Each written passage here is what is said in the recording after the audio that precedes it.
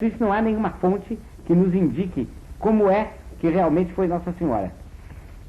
E não é como, por exemplo, com Nosso Senhor. Nosso Senhor nós sabemos como ele foi pelo Santo Sudário de Turim. Santo Sudário de Turim, que foi, recebeu a marca do rosto dele, nos revela a divina face perfeitamente bem. Com Nossa Senhora não é assim, nós não sabemos como ela foi. Mais ainda, ela apareceu para várias pessoas e essas pessoas indicaram a artistas para pintarem a santíssima face dela. Mas esses artistas não conseguiram. As próprias pessoas que tiveram a visão e que deram indicação, disseram depois que tem alguma semelhança, mas que Nossa Senhora é incomparavelmente mais bela, mais majestosa, mais perfeita, que não poderia ser, não se parecia de fato proximamente com nenhuma dessas pinturas. Mas se isto é verdade, há uma outra coisa curiosa, muito bonita, que é a seguinte: a igreja, entre os católicos, difusamente, eu creio que por uma ação da graça, há uma certa ideia de como Nossa Senhora foi. De maneira que, embora nós não tenhamos conhecido Nossa Senhora, quando a gente vê uma imagem, percebe logo se a imagem é de Nossa Senhora ou não. E todas as imagens de Nossa Senhora, olhem que são tantas e tão diferentes, todas as imagens de Nossa Senhora têm um quê de comum, que a gente não sabe no que é que está, e que indica, que exprime a ideia que todos os católicos fazem de como Nossa Senhora foi. É impossível que esse quê de comum a todas as imagens não fosse um traço muito saliente, talvez o traço saliente da fisionomia de Nossa Senhora. E como essa imagem tem a fisionomia extraordinariamente significativa e expressiva, é natural que nós nos façamos a ideia de que quem olha para essa imagem não vê uma figura que tenha necessariamente o nariz parecido com o de Nossa Senhora, ou a boca parecida, os olhos parecidos com Nossa Senhora. Talvez até sim, mas talvez não. Não se tem certeza. Mas que a fisionomia da imagem é a fisionomia de Nossa Senhora. Que é algo da fisionomia de Nossa Senhora. A fisionomia de Nossa Senhora é incomparavelmente mais rica, incomparavelmente mais santa, incomparavelmente mais bela. Mas aqui se exprime algo da fisionomia de Nossa Senhora. E isso coincide com o que eu disse a respeito do caráter, já anteriormente eu disse isso, caráter sagrado, sobrenatural dessas expressões de fisionomia. Uma mera imagem de madeira não é capaz só por si de pôr tantas expressões de fisionomia como em certas horas essa imagem ostenta. Isso quer dizer, indubitavelmente, que esta imagem tem expressões de fisionomia que lhe são comunicadas por uma ação sobrenatural e que, portanto, não podem deixar de se parecer com a fisionomia de Nossa Senhora. E daí o sumo respeito que nós temos a essa imagem. É que ela filtra até nós, se não os traços fisionômicos, os traços físicos, quero dizer, pelo menos os traços fisionômicos de Nossa Senhora. E daí vem o encanto que nós temos por essa sagrada imagem.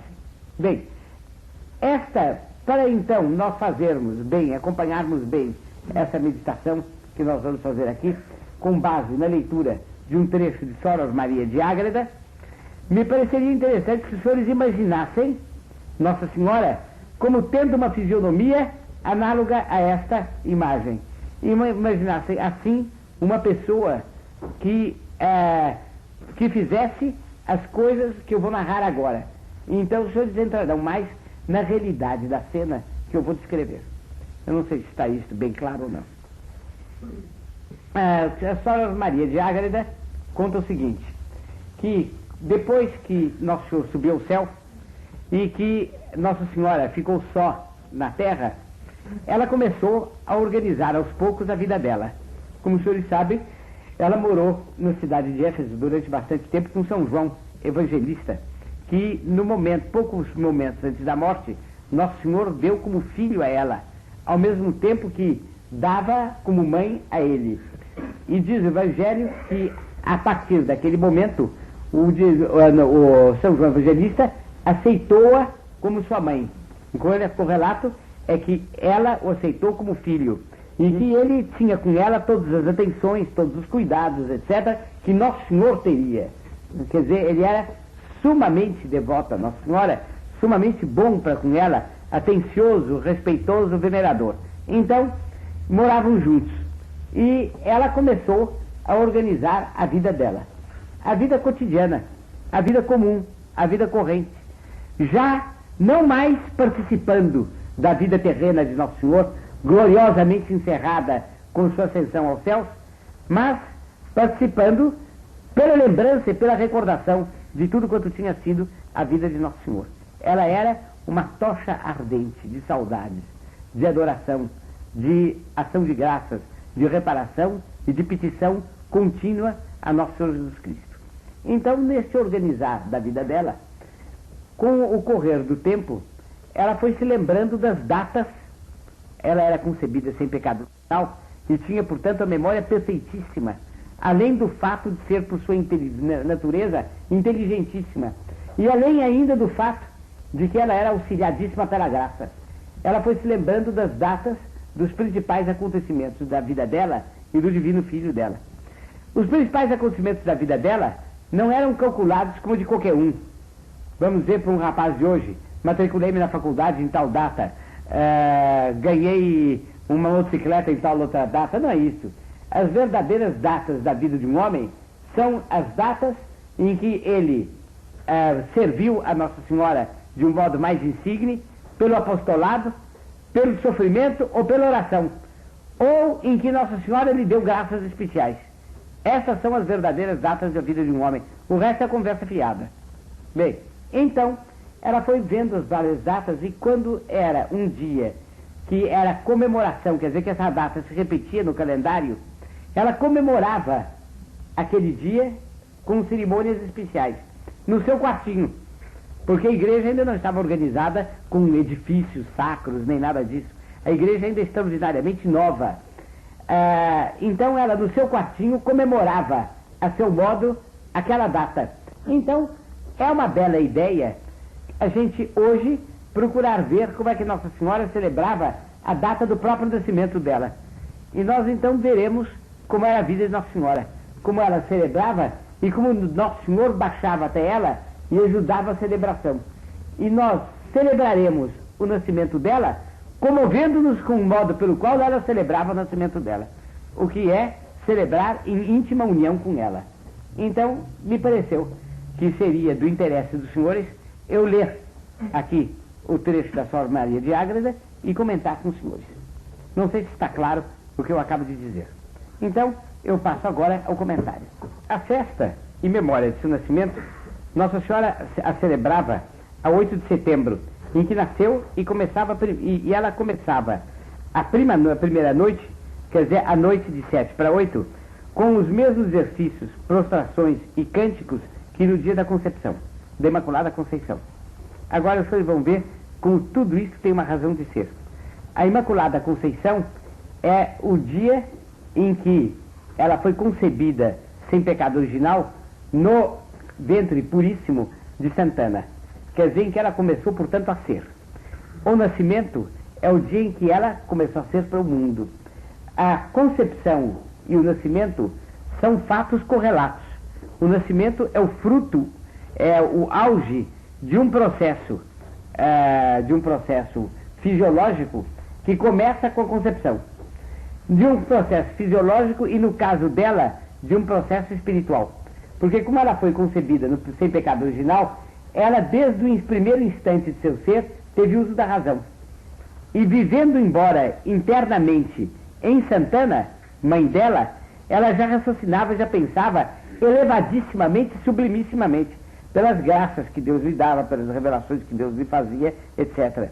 Então, quando ela nasceu, quer dizer que ela saiu do claustro materno, quando ela nasceu, ela já veio com toda uma etapa da vida espiritual altíssima percorrida, com todo um processo de santificação já efetuado, e as coisas foram calculadas de tal maneira que no momento em que, pelas leis da fisiologia, o corpo dela devia abandonar o claustro materno, nesse momento a alma dela tinha realizado todos os progressos que naquela fase da vida espiritual ela deveria realizar. Então ela nasceu para a terra como um sol.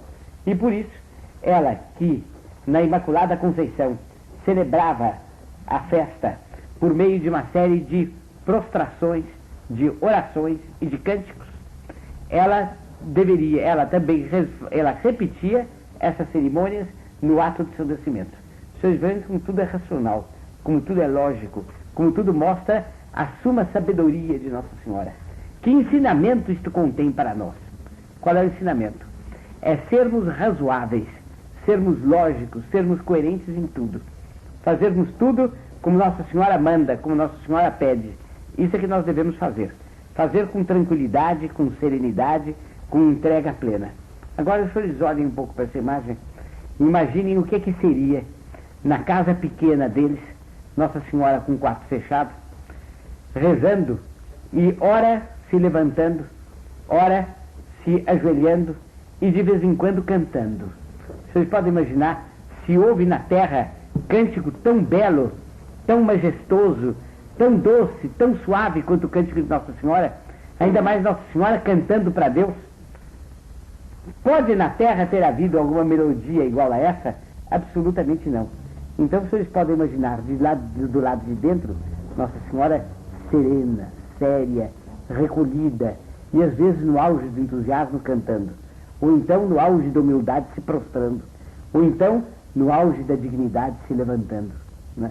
Vocês podem imaginar do lado de fora da porta São João Evangelista trabalhando e de repente ouvindo um cântico de Nossa Senhora, vamos dizer, ela mesma cantar o Magníficat. Então parar, ouvir, ficar quieto, sem saber o que dizer e depois continuar a trabalhar. Mas com a alma em que situação? Em que situação ficaríamos nós se essa imagem de repente cantasse o Magníficat? Nós não saberíamos o que dizer. Até de manhã cedo nós ficaríamos tartamudeando sem saber o que dizer, né? Tá bem, vocês podem imaginar São João, que tinha uma devoção tão maior do que a nossa, qual deveria ser a repercussão na alma dele disto? Casinha pequena e, portanto, com os aposentos a pequena distância da rua. Passando os pagãos todos pela rua, de repente, um ouve um cântico e para, e fica com a alma tocada. No dia seguinte ele encontra São João e diz: me disseram que sua mãe ou sua tia canta de modo admirável, e eu não sei, essa noite não pude dormir de alegria. Você não poderia me levar um dia para ouvi-la cantar? São João, na dúvida, diz: por uns instantes, sim. Então aquele homem ouve um pouco da voz de Nossa Senhora e sai inebriado. Dias depois está batizado. Foi uma ondulação de voz de Nossa Senhora que converteu essa alma mais profundamente do que todos os sermões do mundo. É assim, porque com tudo que toca a Nossa Senhora é absolutamente excepcional e único. E assim que as coisas que dizem respeito a ela devem ser vistas e imaginadas. Bem, então continua a Senhora Maria de Ágreda aqui a fazer a narração do que se passava nessas festas. Ela agradecia a Deus por ter nascido com vida para a luz desse mundo e pelo benefício que logo recebeu, nascendo, de ter sido levada ao céu e ter visto a divindade intuitivamente, como eu disse na primeira parte, em seu lugar. Quer dizer, vocês estão vendo aqui uma coisa admirável, como foi o nascimento de Nossa Senhora. É tão santa e tão predileta em relação a todas as criaturas que ela abriu os olhos para a terra e logo depois ela viu a Deus. Vocês vejam que entrada na vida, hein? O que não é o ápice da vida da imensa maioria das pessoas foi o começo da vida dela. De tal maneira ela está acima de tudo e de todos, sem nenhuma comparação com ninguém, mas com absolutamente ninguém. Não há comparação possível em relação a ela. Depois continua. Ela propunha de novo empregar toda a sua vida e no maior serviço e agrado do Senhor, que alcançasse Sua Alteza a conhecer, pois sabia que se davam para isto. Quer dizer, quando ela viu Deus, o que ela pediu era de passar a vida dela inteira no agrado e no serviço dele. Sabe? E isto ela em cada aniversário repetia. Ela agradecia o nascimento, essa visão, e pedia que o resto da vida dela ela passasse no agrado e no serviço dele.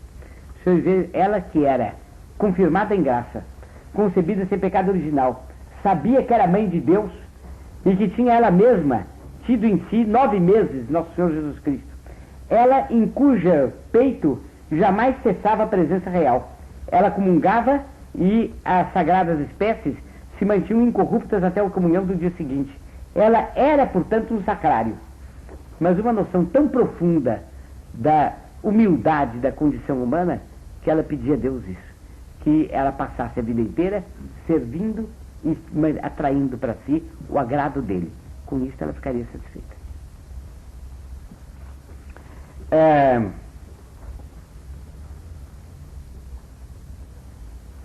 E agradecia o fato de que no primeiro passo e entrada da sua vida, se adiantou em merecimentos aos supremos santos e serafins. E ela propunha, então, começar de novo aquele dia a trabalhar como se fosse o primeiro em que começava a sua virtude. E de novo pediu ao Senhor que ajudasse e governasse todas as suas ações e encaminhasse ao mais alto fim de sua glória. Vocês estão vendo a oração dela como era. Ela dizia: meu Deus, meu Filho, meu Senhor, eu sei que desde o primeiro instante de minha vida vós me destes mais graças até do que os serafins, mas que este meu aniversário seja como que um novo nascimento, e que eu com forças renovadas e com um amor ainda maior vos sirva ainda mais durante esse ano de vida que vós me dais, porque eu quero crescer no vosso amor continuamente. Não há o que me baste, não há ponto em que eu queira parar. Vocês veem, é sublimíssimo. É assim que se deve rezar. Aí continua: para o demais que fazia nessa festa, se bem que não era levado ao céu como no dia de sua concepção, entretanto acontecia outra coisa. Seu filho baixava do céu para o quarto onde ela estava rezando. Quer dizer, quando a oração se tornava provavelmente especialmente intensa, Nosso Senhor descia. E era tão natural, tão explicável, tão razoável. Qual é o filho que não visita sua mãe no aniversário? Era o aniversário dela, o filho era ele. Ele baixava dos céus e naquele cubículo pequenininho de uma casinha insignificante de uma cidade pagã, o próprio Nosso Senhor Jesus Cristo vinha. E os senhores podem imaginar a alegria dela, as saudades dela, o afeto com que se tratavam de parte a parte. Era o auge da festa que começava. O anterior eram preparações da festa. E os senhores vejam como tudo é racional nisto. Na véspera, ela se preparava. No dia, ela começava essa oração sublimíssima que nós estamos dizendo. Como o auge vem Nosso Senhor visitá-la. Não é o único auge. Os senhores vão ver que essa festa tem 2 auges complementares. 2 auges que se fundem num só auge. Sumamente lógicos. Verdadeira maravilha. Então, continua a exposição. Ele vinha trazendo consigo muitos coros de anjos, com os antigos patriarcas e profetas, e assinaladamente com São Joaquim e Santana, os pais dela, e São José, o castíssimo esposo dela. Para os senhores entenderem o que é que ele quer dizer, vir com muitas legiões de anjos, pois a gente assim, muitas legiões de anjos, quatro palavras, está acabado. Não, vamos nos deter, ainda que alongue um pouco o santo do dia, vamos nos deter um pouco na consideração do que isso quer dizer. Não me lembro mais qual foi a santa a quem apareceu o anjo da guarda. Nós sabemos que os anjos da guarda, nas hierarquias celestes, são dos menos altos. Era tal o esplendor do anjo da guarda que quando apareceu, ela se ajoelhou pensando que fosse o próprio Deus. Agora, os senhores podem imaginar várias hierarquias de anjos, todos enchendo a sala dela e cantando em louvor a ela, em união com os louvores de Nosso Senhor Jesus Cristo, a harmonia que isso deveria fazer. E depois, todo o Antigo Testamento ali presente diante dela. Os patriarcas, os profetas, todos os justos mais insígnios de que a Bíblia nos fala na Antiga Lei, e especialmente os pais dela e o esposo dela. Vocês podem imaginar a alegria de Santana, de São Joaquim, de São José, prestando homenagem a ela. A alegria dela em revê-los, a satisfação que tinha em estar com cada um deles. E, sobretudo, pela presença de Nosso Senhor Jesus Cristo. Fonte insondável, absolutamente insondável, porque infinita, de toda alegria que o homem pode ter. A presença de nosso Jesus Cristo é a fonte absoluta da alegria absoluta. Ali estava, e ele se associando àqueles louvores e dizendo coisas a ela. Os senhores imaginem, por exemplo, que ele dissesse a ela algumas das invocações da ladainha lauretana. Mater purissima, Mater castíssima, Mater inviolata, Mater amabilis, Mater admirabilis, etc, etc. Todas essas coisas que nossos lábios são tão pouco, nos lábios dele, que sonoridade teriam e que repercussão tinham na alma dela. Como ela deveria ficar inundada de alegria e unidíssima ao filho enquanto ela ouvia tudo isso. Aqui os senhores percebem como ela contemplava, como ela tinha a celebração do aniversário dela. E aí os senhores podem ter uma ideia da grandeza dela, da santidade, da perfeição dela.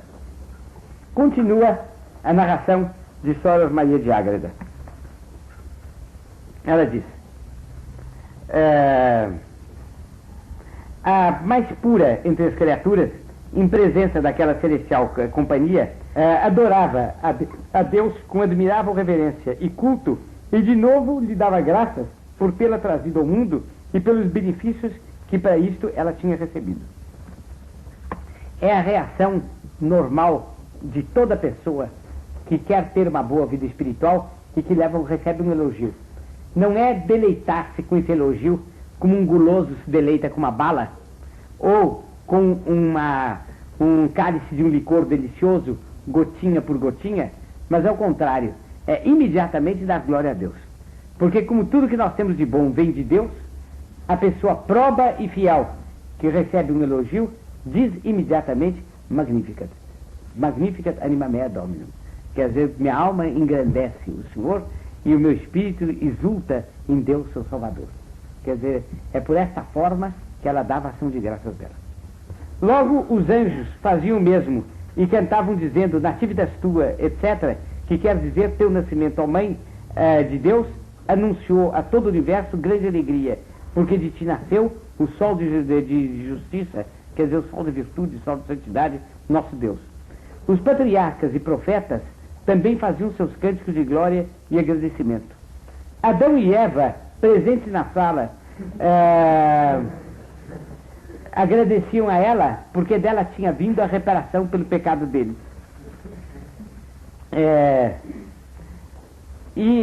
Os padres e o esposo, os pais e o esposo da rainha, porque Deus lhe tinha dado tal filho e tal esposa.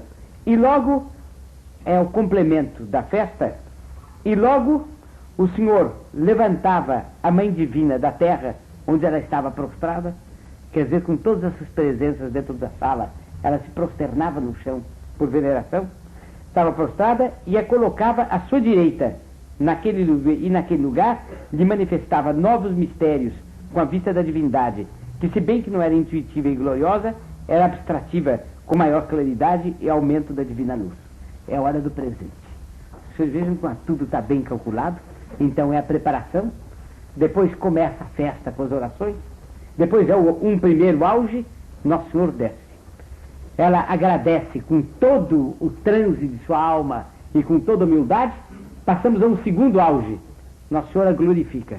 Ele coloca sentado ao lado dele, ela que estava no chão, e está dito no Magnificat, depois os potentes descedem et exaltabit humiles, depois dos seus tronos os potentados, e levantou os humildes que no chão se curvam diante de Deus, coloca ao lado e dá o presente de aniversário.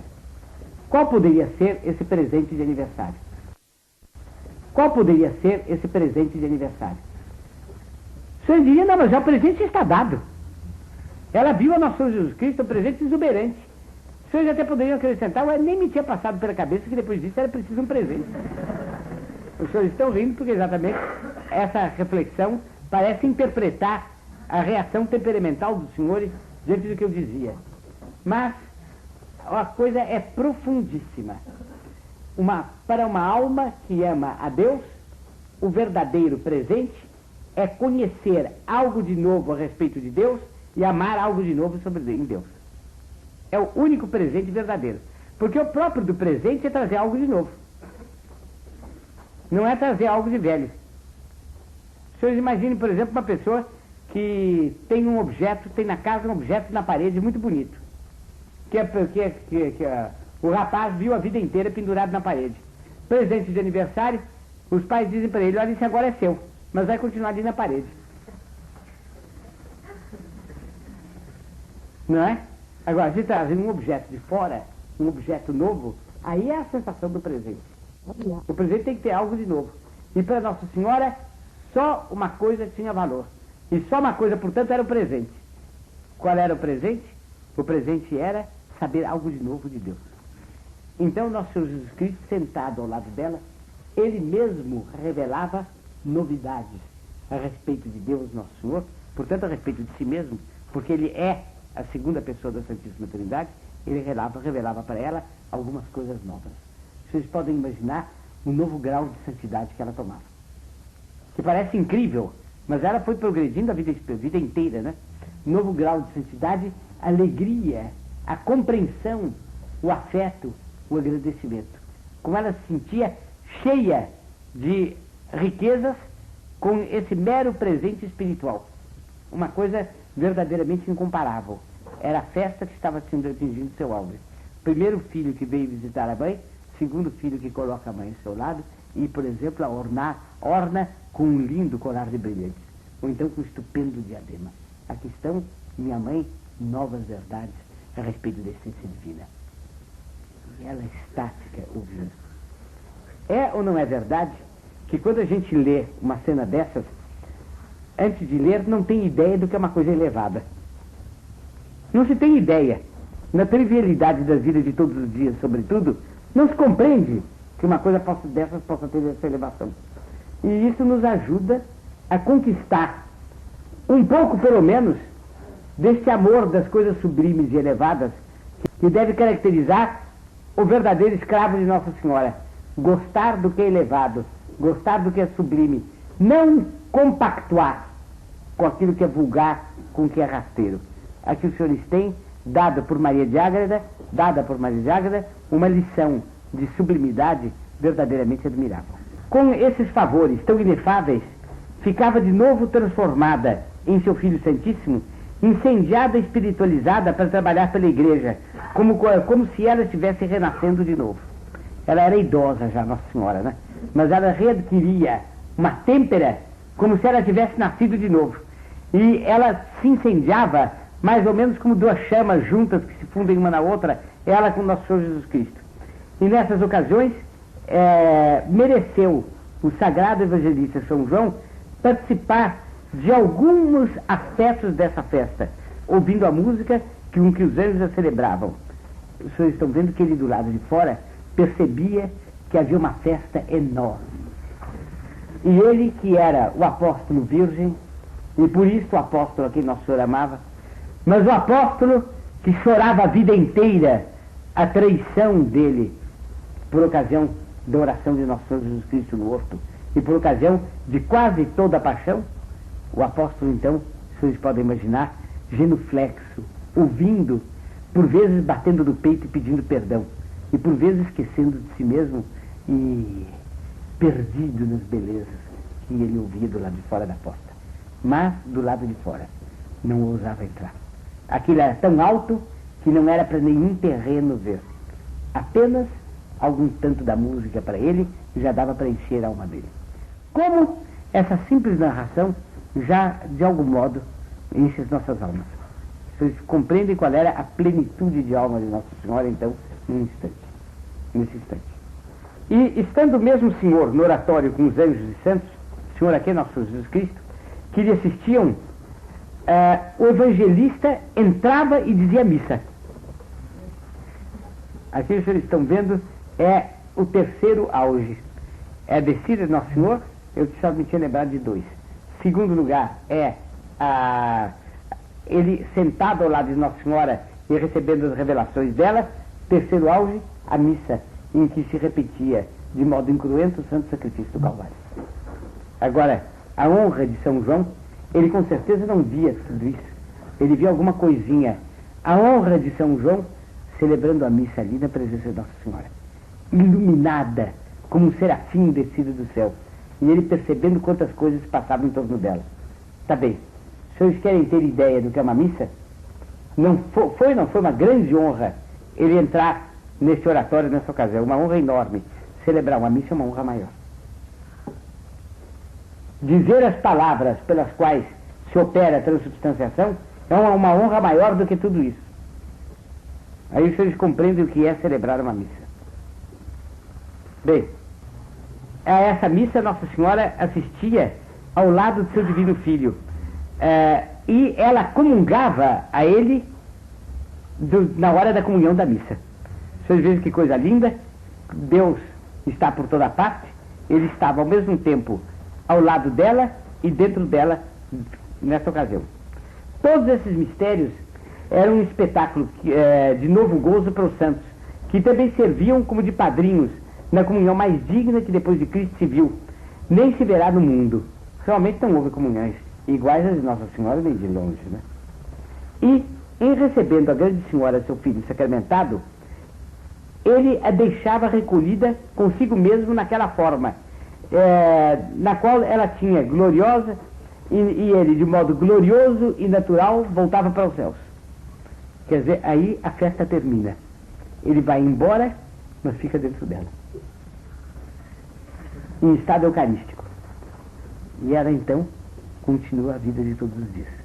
Aí terminou a festa, terminou a cena maravilhosa, terminou a comemoração da Natividade de Nossa Senhora. Mas terminou de que jeito? Ela ficando o dia inteiro com ele dentro do coração, até o dia seguinte, dia seguinte, até o último momento da morte dela. Salve,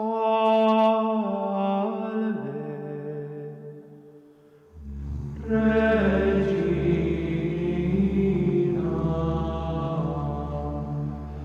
Mater misericordiae,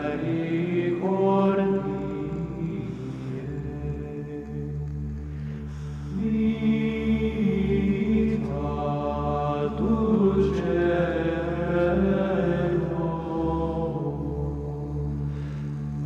spes nostra salve, ad te clamamus, exultans